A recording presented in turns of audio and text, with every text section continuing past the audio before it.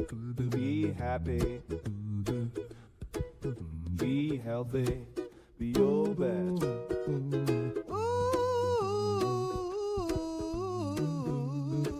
Be your best. Ah, my hormones are driving me crazy. You know what? I want to improve my hormones. I hear this from women in my office every day. Why? Well, I get it. The symptoms can be overwhelming and they actually can be demoralizing on a day to day basis. It can be something that just has it where people start feeling crazy. It's like they have mood swings that make them feel nuts and they have energy crashes, and that coffee no longer seems to help them with like it used to when they were a little bit younger. They have skin issues that all of a sudden they're like, what is going on? I had acne when I was in my teenage years, and now out of nowhere, they have something special coming up, like a wedding or something, and the hormones shift. And the next thing they know, they feel like they're back in junior high again, dealing with some acne. They have weight issues. It's probably one of the more common ones I hear is that they have weight that they gain, and no matter what they do and how they work with it, they just can't seem to get it to go away. When they were in their 20s, they could stop eating a bowl of ice cream at night for a week and drop 5 pounds. And now they feel like they look at what their husband or significant other is eating and they gain too. So hormones can just be a really, really big issue. They can have periods if they're still having menstruation that feel like a monthly battle. Or maybe you're one that has hot flashes that just strike out of nowhere. And one minute you're freezing cold, and the next minute you're just hot and just can't stand it. So in our office, we know and we have compassion for the fact that every woman's journey is different. Everybody has different symptoms. Everybody has different ages that it's happening. Everybody has different circumstances with family and friends and finances that can be driving their hormones and causing the problem. And if you're going through menopause or other major hormonal shifts, sometimes it can just leave you feeling completely out of control. So through millennium, there's been hundreds of thousands of women in the same position with the same problems. But you have to look at it a different way. And this is what we've been starting to see over the last few years, really dramatically at my office. And that is that your hormones aren't broken. What they're doing is they are giving you exactly what they should be doing. They are responding exactly the way they should be responding. And why? Because they're actually functioning as messengers for you. They're actually telling you what's going on with a number of different things that you can start to take proactive steps with, and then work farther after that with a supplementation or other ways of working with it once you settle into these healthy lifestyle hacks and see how many changes you can bring about with just the few things that we're going to recommend today. So, one of the things that the hormones are giving you ideas about is your thoughts. And why do we say that? Because everything in the body, positive or negative, starts with a thought. It's just the way that it works. It was back a number of decades ago that it was discovered the opioid receptor site. Okay.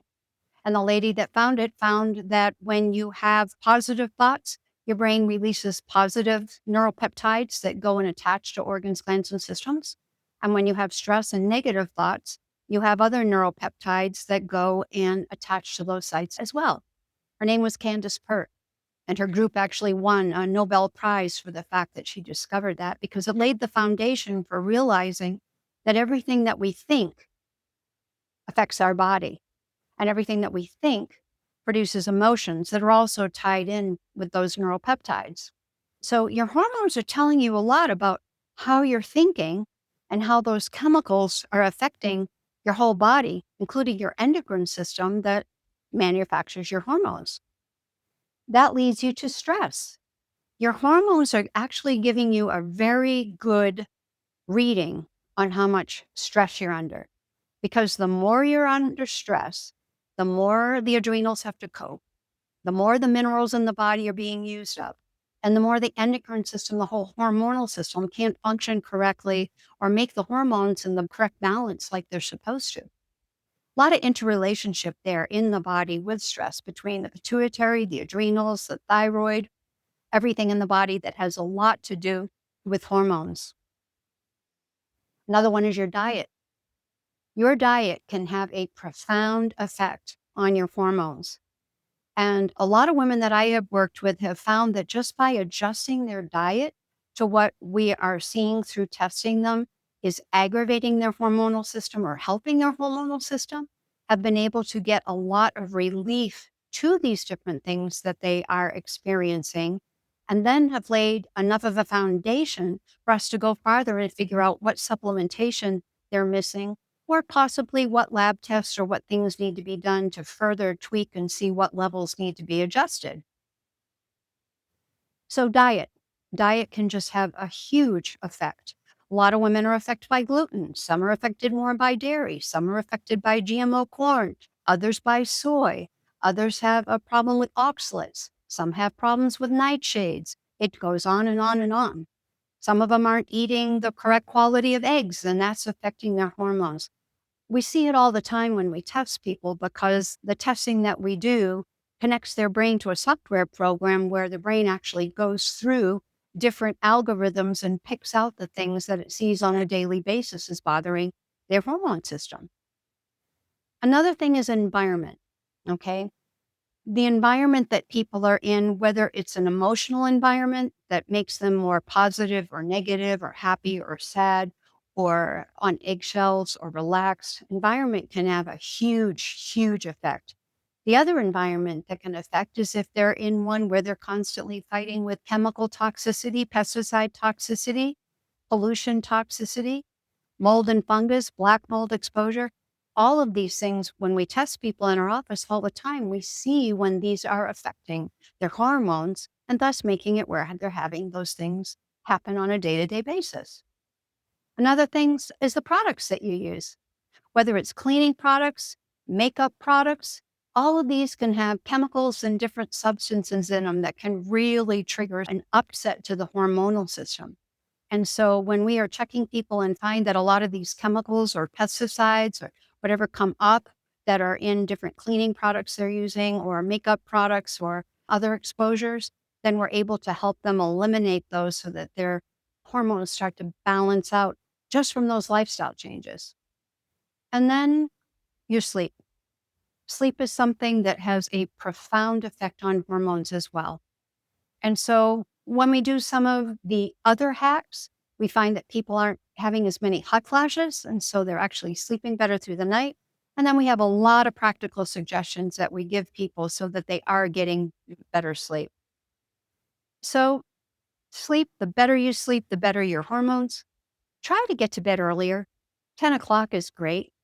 This includes no TV, no tablets, no iPads, no iPhones, no computer time, an hour before bedtime. No blue light, period, for 1 hour before bedtime will start to help your hormones. A 10 to 15-minute walk in the morning actually allows sunlight into the parts of the brain that regulates your circadian rhythm, which helps with your hormones and helps with sleep as well. It also helps the rest of the body, heart health, lymphatic movement. All of these are benefited and they all have an effect on your hormones. Replace your processed foods with real meat, seasonal fruits, seasonal vegetables. Please reduce your sugar intake and eliminate seed oils. Use butter, ghee, olive oil, avocado oil, coconut oil. Use the oils that science is now seeing actually benefit the body rather than the seed oils that were falsely put forth as something that was actually good for your health. They're not.